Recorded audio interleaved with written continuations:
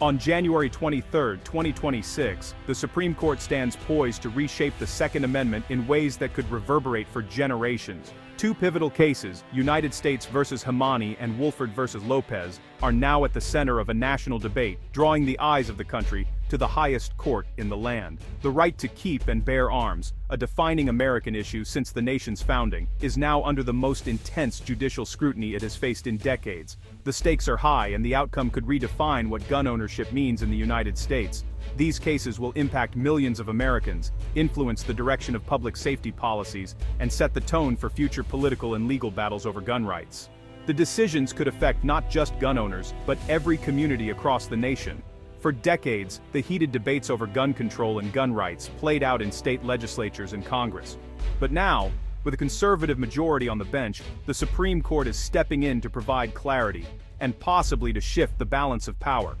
The outcomes of these cases will clarify the scope of gun rights in America, building on the court's landmark 2022 Bruen decision, which set new standards for evaluating gun laws. Legal experts say the rulings could either expand or restrict the government's ability to regulate firearms. Gun rights advocates are hoping for a broad affirmation of self-defense rights, seeking to roll back restrictions and expand where and how guns can be carried. Meanwhile, gun control supporters fear the dismantling of key safety laws that they believe protect communities from gun violence. The central question before the court is profound. How will the justices balance the cherished value of individual liberty with the urgent need for public safety? The answer could reshape the legal landscape for years to come. The rulings will determine who can legally own a gun, where firearms can be carried, and what limits, if any, the government can impose on gun ownership and use. These decisions will set precedents that could affect everything from background checks to concealed carry laws. These decisions will have real-world consequences, echoing through American society for years to come. Families, law enforcement, and lawmakers alike are bracing for the impact, knowing that the court's word will shape daily life and future legislation. The nation waits in anticipation, aware that the answers delivered by the Supreme Court will not only resolve legal questions, but also shape the future of guns in America, defining rights, responsibilities, and the very fabric of American society. The Supreme Court's February 2026 session is the nation's legal focal point, with Hamani and Woolford dominating the spotlight. It's rare for the court to tackle two major Second Amendment cases at once, signaling a push to clarify the confusion after Bruen. The justices' questions will be dissected for clues about the future of gun laws. The Bruen decision's history and tradition test has led to chaos in lower courts. By taking up Hamani and Woolford, the court aims to refine this test and guide future rulings. Legal briefs from advocacy groups and scholars flood the court, each offering a vision of the Second Amendment's meaning. The justices are not just deciding two cases, they're shaping the national debate on gun rights for a generation. United States versus Hamani is a landmark case that brings together the contentious issues of gun rights, drug laws, and constitutional protections. At its core, the case asks whether it is constitutional to ban gun ownership for people who use drugs unlawfully, even if those drugs are legal in some states. The story began in Texas, where a man named Hamani was charged after police discovered both marijuana and a firearm in his home during a routine investigation. Although marijuana is still illegal under federal law, it is legal for recreational or medical use in many states, adding complexity to the case. The Fifth Circuit Court of Appeals ultimately ruled in Hamani's favor. The judges argued that, historically, laws were designed to disarm people who were actively intoxicated or dangerous, not those who simply used drugs at some point, but were sober at the time.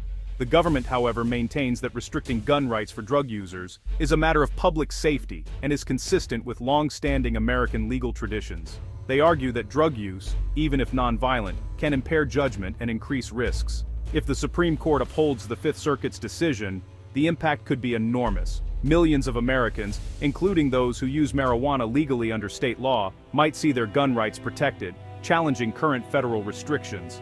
Legal experts believe the Supreme Court may try to find a middle ground, perhaps by distinguishing between violent and non-violent drug users, or by clarifying what it means to be a responsible gun owner. Ultimately, the court's decision will help define who qualifies as a responsible citizen under the Second Amendment and could set a precedent for future cases involving gun rights and personal behavior. The stakes are high. The outcome of United States versus Hemani could reshape federal gun control laws, influence state policies, and affect the lives of millions of Americans who use drugs, legally or otherwise. No matter how the Supreme Court rules, Hemani will be remembered as a turning point in the ongoing debate over the intersection of gun ownership, drug use, and constitutional rights in America. Wolford vs. Lopez asks if states can ban guns on private property open to the public, like stores and restaurants, without the owner's explicit consent. After Bruin, states like New York and California passed laws making most private businesses sensitive places, where guns are banned unless allowed by signage. Gun rights advocates argue the Second Amendment protects carrying on public-facing private property unless the owner objects. The state claims it can regulate public safety in commercial spaces. The outcome could shift the burden property owners may have to post signs to ban guns rather than to allow them.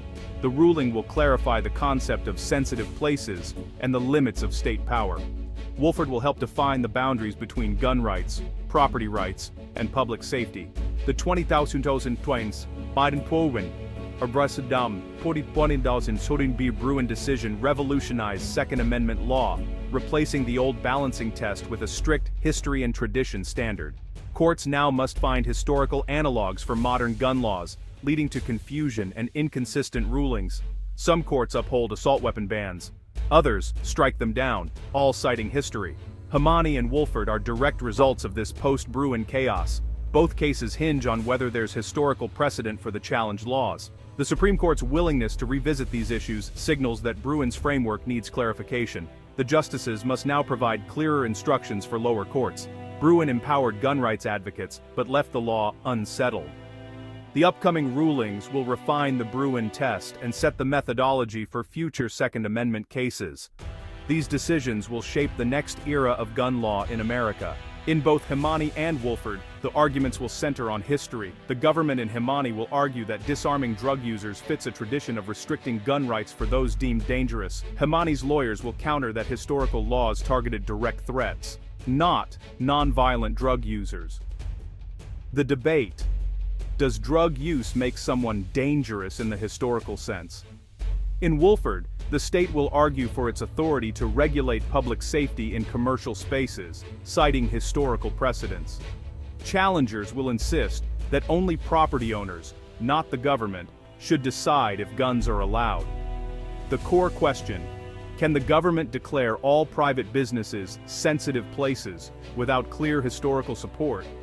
The justices' answers will set new boundaries for gun rights and state power. Experts expect the Supreme Court to issue narrow, carefully crafted decisions. In Hemani, the court may rule the law unconstitutional only for non-violent marijuana users, preserving bans for more dangerous drugs. In Wolford, a ruling could simply shift the burden to property owners to opt out of allowing guns. Chief Justice Roberts may push for moderate outcomes that clarify the law without major upheaval.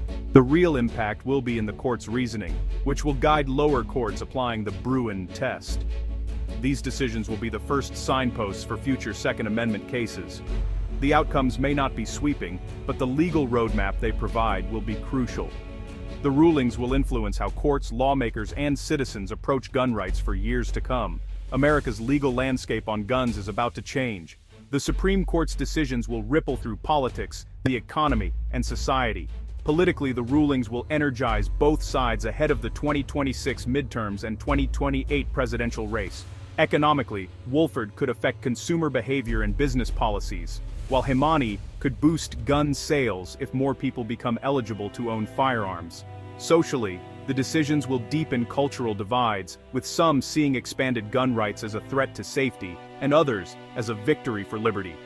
Law enforcement will face new challenges in determining who can legally possess firearms. The legal system will see a wave of new challenges as lawyers test the court's latest reasoning.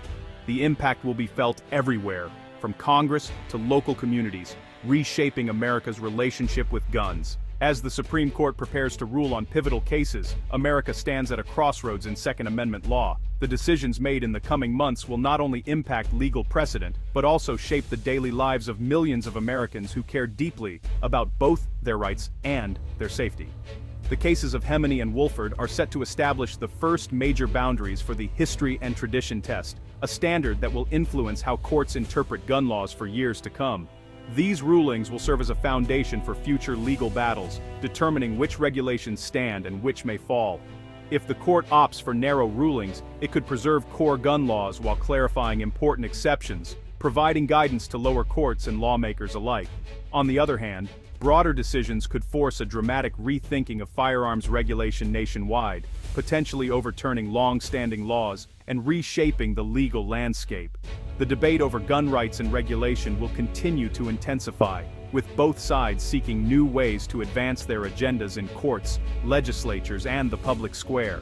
Lawmakers, activists, and everyday citizens will all play a role in shaping the future. These questions matter to every American. What does responsible gun ownership mean in today's society? How do we ensure that our communities are both free and safe? How do we balance the fundamental right to bear arms with the collective need for public safety? These are not easy questions, and there are no simple answers. The court's answers will guide the nation, but the ongoing conversation belongs to all of us. Every voice, every perspective, and every community will help shape what comes next. The future of gun laws is uncertain, and the path ahead may be challenging, but it's a journey we must navigate together as a nation, with respect, dialogue, and determination. The next chapter in America's gun debate is about to be written, and its outcome will echo for generations to come.